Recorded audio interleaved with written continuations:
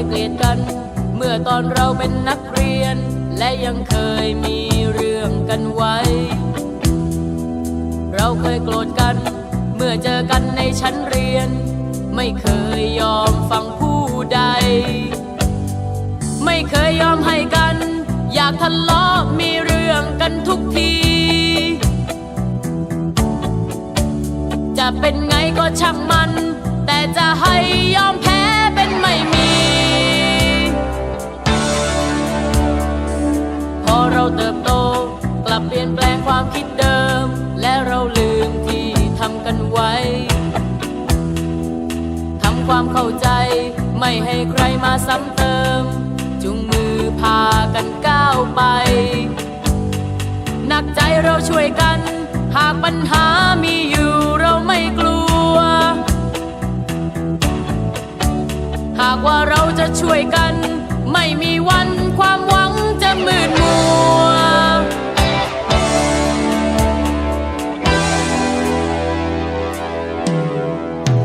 เพื่อนไม่เค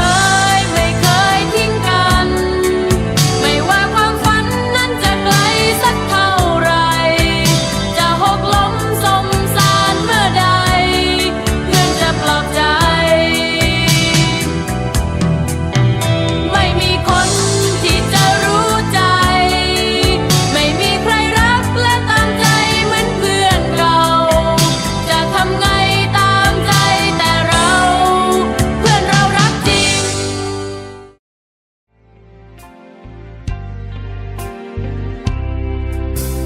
เดินจับมือกันทุกสุขด้วยกันหัวเราะร้องไห้ด้วยกันมานานเท่าไหร่ฉันไม่เคยลืมจากใจวันที่เรายิ้ม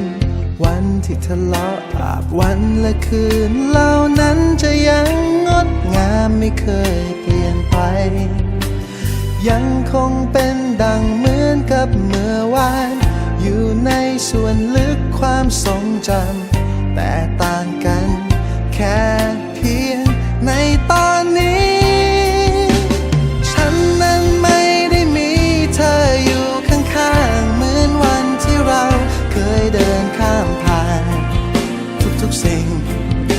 ทุกๆอย่างมาด้วยกันนับเป็นช่วงชีวิตที่ดี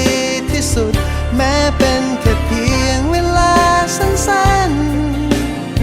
ๆที่เคยเกิดขึ้นกับฉันเพราะเธอ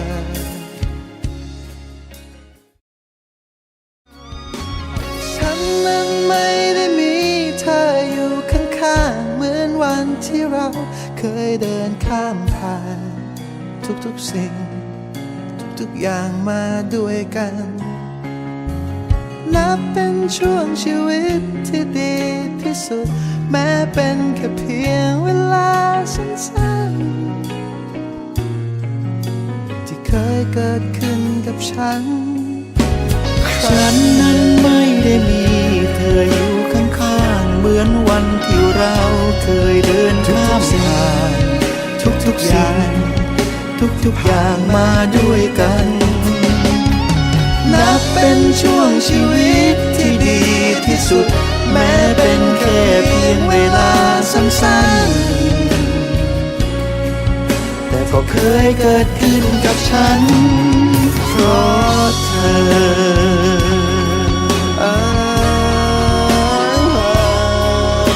ทุกๆสิ่งทุกๆอย่างที่ผ่านมาด้วยกัน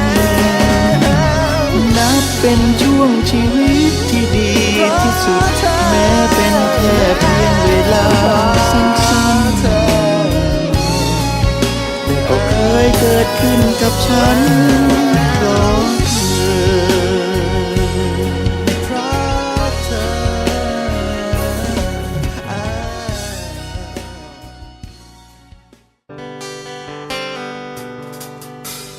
วันคืนที่เนิ่นนานที่มีเราสองคนดิ้นรนสู้ทนเพื่อความฝันมีคำสัญญาว่าเราไม่ทอดทิ้งกัน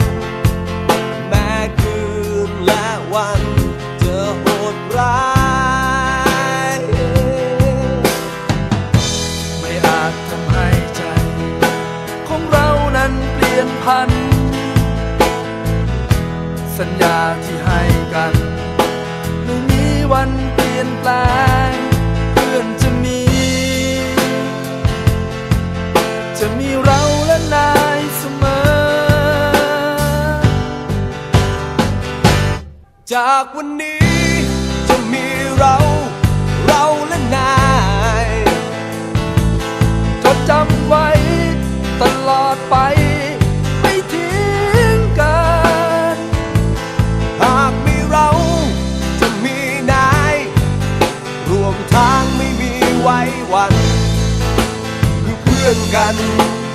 เพื่อนตายตลอดไปจากวันนี้จะมีเราและนายจดจำไว้ตลอดไปไม่ทิ้งกันหากมีเราจะมีนายรวมทางไม่มีไว้วันคือเพื่อนกันเพื่อนตายตลอดไปคือเพื่อนกัน